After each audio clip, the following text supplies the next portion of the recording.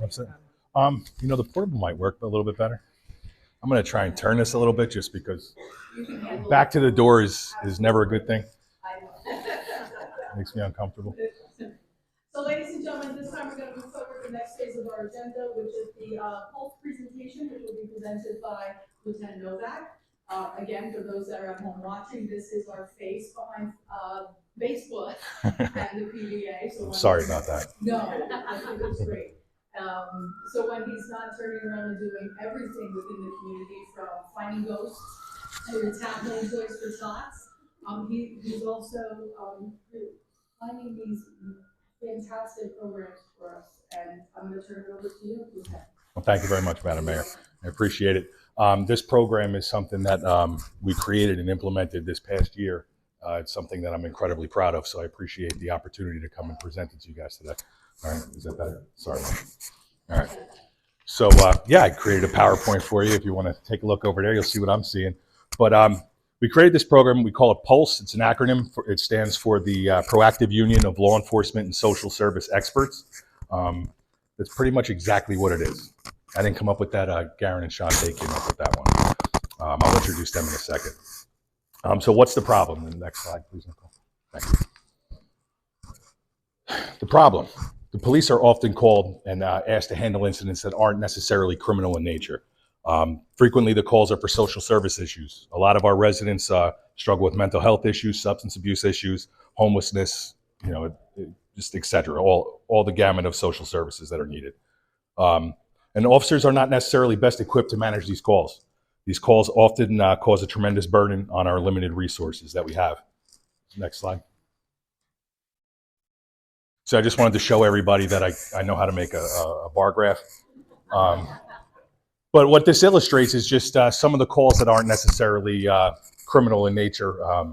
The first one there is calls for intoxicated people, suicidal people, overdoses. And the last one, people might not even think about, but it's family verbal disputes.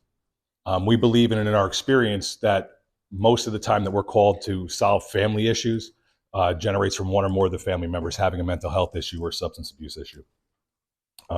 So how bad could it really be? Next slide. Thank you. One call for service usually requires at least 2 officers and possibly a supervisor to respond. An officer will stay with that person until safe arrangements can be made. It's difficult to find the correct services for people. There are a lot of services available. Unfortunately, navigating that and finding it is often very difficult. As a supervisor for 17 years on night shift, I could tell you after 5 p.m., you can't find anything. If you ever came into the police station on a cold day, when I was working, there would probably be 2 or 3 homeless people sleeping in the lobby because we couldn't help them in any other way but keep them warm for the night. So generally, people, when we deal with people in this regard, they wind up in the hospital.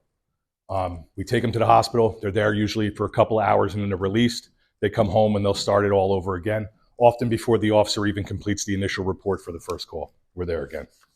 Next slide. The entire process requires multiple officers to be tied up on calls for several hours. This time could be used for anti-crime patrol functions, but we're not. We're sitting at hospitals. We're sitting in the homes. We're trying to help people out. The process causes overtime, which any of the taxpayers watching right now, this directly affects you, right? It also leads to what a lot of people might not think about. It leads to officer burnout. People become cops because they want to help people. And when you go to these calls time and time again, and you know there's no help to be offered other than we'll try to calm it down for the night, it actually hurts your heart, and it can tire a police officer out. So that's a big one that people don't think about. Next slide. So how does the P.U.L.S.E program solve that problem? The P.U.L.S.E program places social workers inside of the police department. They work alongside of us.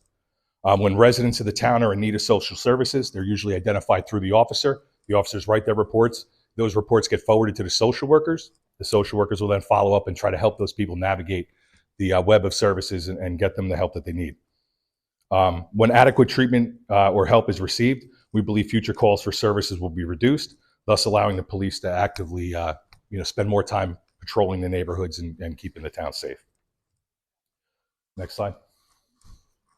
But this is the big one. What else does P.U.L.S.E do? We believe P.U.L.S.E is actually sensible police reform. Next slide. That was a fast one.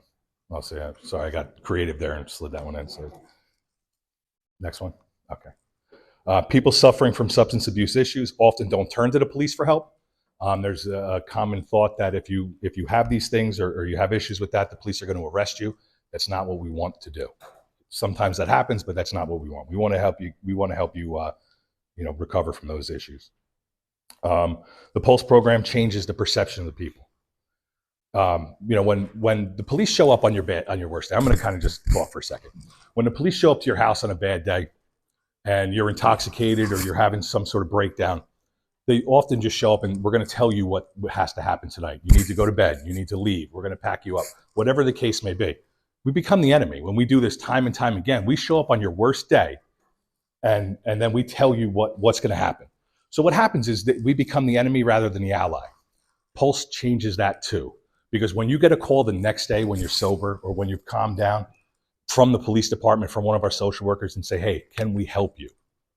Right? That lets people know we're allies in your life and in your issues and we're not your enemies. So that's a big, big point that this program addresses. Next slide. But wait, there is more. Next slide. You can click this a couple of times, all right? So when we were looking at this program and trying to develop it, it was during COVID. It was right after the death of George Floyd in police custody. And if everyone remembers, cities were burning all over the country. There was protests everywhere. So I began to think, and luckily I met Garen and Shantae, who are social workers. They own the P.U.L.S.E program. They're standing in the back there. And I said, well, what can we do? Is this program the police reform that people are calling for? Can this address those deep-seated issues? So what we came up with, what I ultimately did was, just next slide, please. I decided to look at our use of force numbers. I looked at the years 2017, 18, and 19. I chose those years because they were prior to COVID. They were sort of normal years. Because like I said, this was the lockdown when I was doing this. In those years, there was a total of 55 incidents in the borough of Sayreville where police officers used force on a person. 26 of those incidents involved residents of the town. And interestingly enough, out of the residents, on average, the police dealt with them 16 times prior to the day we had to use force. So I reviewed every one of those reports. And looking at those reports, I found three things that every single person, 100% of them, had in common: history of drugs, history of alcohol abuse, history of mental health issues. 100% every one of them. So the thought was, and speaking with Garen and Shantae, we were able to, they agreed with me, which they're smarter than me, so that makes me feel better, that these might be the underlying issues that we should be looking at, right, if we really want to make change. Out of the 29 incidents that were non-residents, now these are people who showed up in Sayreville one day, they drove in for whatever reason, the police were involved with them and we had to use force on them. We've only met them that one time. 87% of those people during those 3 years were actively drunk, high, or having a mental health episode. 87% of them. So when I looked at that number, I thought, like, that certainly helps me confirm that we might be on to the right track of fighting the flags, right? The things that might indicate future potential for us to have to use force on. Next slide. Nope, you went backwards. Oh, okay, I'm sorry. I skipped ahead there. All right, so this is just another bar graph that I made. You're welcome. Which just illustrates those numbers that I showed you. It's 2017 and 18, and the use of force. You could skip that. For the interest of time, we'll blow right through that. So P.U.L.S.E is a tailor-fit program, and it's designed specifically for this reason. It's customizable to your agency. It's based on size and needs of your town. It's easily adjustable as the needs change. There are no full-time employees that require fringe benefits. The program is designed to minimize wasted time. And this is important because in order to make this program affordable and easy to implement, what we did was we took full day work out of it, right? Depending on the agency, our size, we determined that we needed about 30 hours per week. So the social workers come in generally in the evening hours. and on the weekends. And specifically, the reason for that is that's when the people that need help are going to be home from work. That's when they're going to be able to make contact with them, right? So they come in, it's generally 4-hour blocks of time. So rather than an 8-hour day where you come in, you might only have 4 hours worth of work, and now you're sitting around the water cooler talking to all the cops for a while, wasting time, wasting money. This design kind of cuts that down. Let's see. Another big thing is that this is led by the police agency, right? There's no person in a suit in a high-rise building in some city somewhere telling our social workers what's important. This is run through the town where we know what our issues are, right?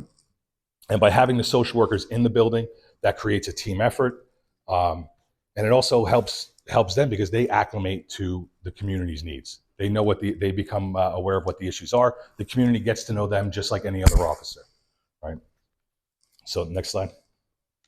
Now this is an important point that I added in here because it's a question that I get a lot. What information is coming to the police department? We are not getting your medical information. When you talk to a social worker, if you get help, if you talk to a doctor, a therapist, anything like that, we don't know about it.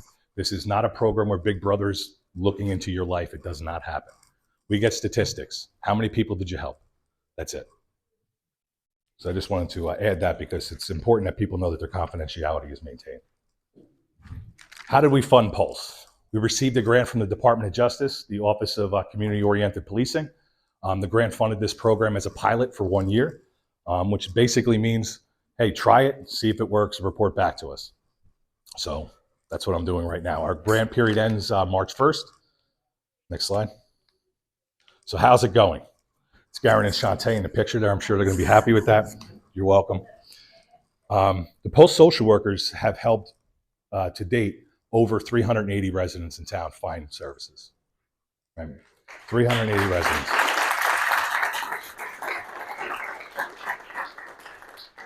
You know, those are the people that we probably would have been dealing with time and time and time again. So if they find the services, that's what we're looking for. All right, so regarding use of force. I should have used different colors on this bar graph. I'm new to bar graphs, but I can make them. So if you can't see it, I apologize. But this first bar graph just basically demonstrates 2022 compared to 2023. This one is for non-residents. These are for people that came into town the one time. They did not meet our P.U.L.S.E workers. They have not, met any of our officers. We dealt with them. During that time, the difference between 2022 and 23, there was a 25% increase in the use of force. There was only 3 incidents in 2022 and 4 in 2023. So when you look at the actual numbers, it's relatively consistent, but it is a 25% increase. Next slide.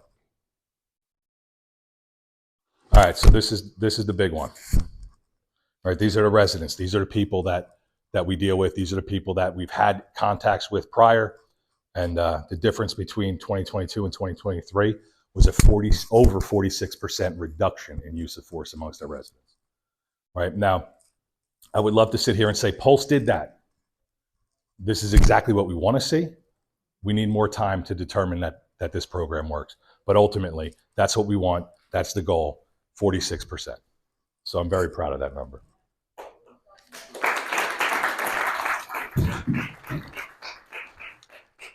Next slide. All right, so just some interesting facts, just to kind of reinforce to me that we're on the right track. In 2022, 92.3% of all the people who force was used were actively drunk, high, or having a mental health episode, actively. In 2023, it was 100%, every single one of them. All right, so that to me is just reassures me that P.U.L.S.E and this program is attacking the root causes instead of putting Band-Aids on the symptoms. So, next slide. So, are there any questions from anybody? I don't want to see more bar graphs. Well, I can make it more next year pie graphs. Yeah, I'll get fancy. I have a question from the council at this point. No. Yes. Oh yeah, if you guys want to come up and let everybody see your pretty faces.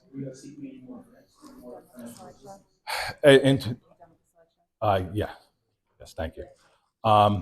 Yes, that's a very good question.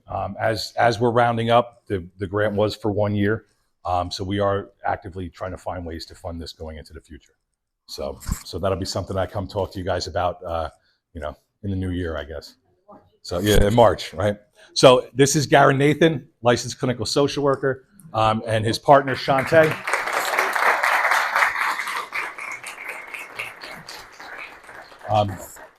As we designed this program, the three of us sat down and we went over all the problems that we see, what potential could happen, and we want to be able to do this without them.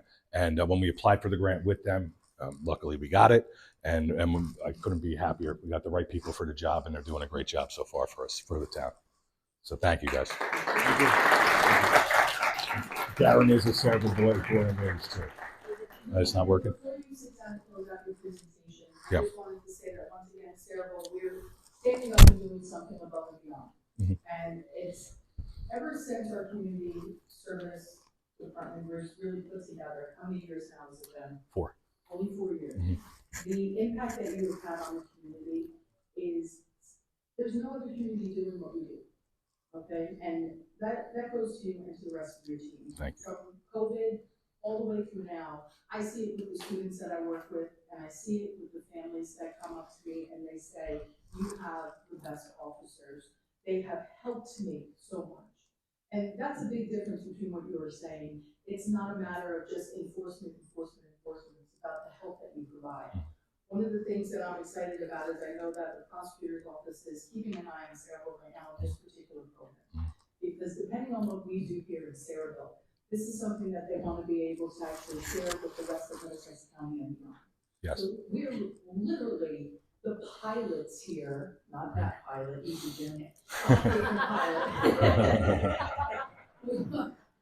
We're piloting this program to really be the staple and the benchmark for what other communities can do. Mhm. And that's something that so often Sayreville doesn't get the recognition for, the things that we do first, the things that we do best, and the things that we share with other people. So, Lieutenant, and to the rest Thank of you. our officers, thank you. Thank you. I appreciate that. Just a side note. A side note with that. This program and P.U.L.S.E, the company, was just brought into Red Bank. Their police department is instituted the P.U.L.S.E program there also. So we're thrilled. We're thrilled. We were first. Yes. Yeah. We were first. I love Red Bank. Yes. That's excellent because it gives us another community for you to actually work with and see what. Yes. Yep. Absolutely. Gives us some more eyes and some more ears to the ground. But if you would indulge me for one more second, I just wanted to say thank you to Chief Plumacher for allowing me to run with this program. This is quite literally the most fulfilling thing that I've ever done in my entire career, getting this program started. So I couldn't thank him enough for trusting me with it. And the mayor and council also for allowing it. For the people that know me in town, I'm a cop because my dad was a cop here. But what you might not know is I think what draws me to this program and for helping the community is because I'm my mother's son. And my mother, tonight is her last council meeting. I know it is for a few of you, but I'm going to talk about my mom for 1 second. My mom has done this, 18 years? The first time she was elected, I was a junior in high school. And now I have a gray beard. She's been doing it for a long time. If you don't know, she's a life member of the Sayreville Emergency Squad. I mean, thousands upon thousands upon thousands of calls that she's answered and people that she's helped. So I couldn't have asked for a better role model as a parent. I'm very proud of her, and I love her very dearly. So thank you, Mom, for being my mom.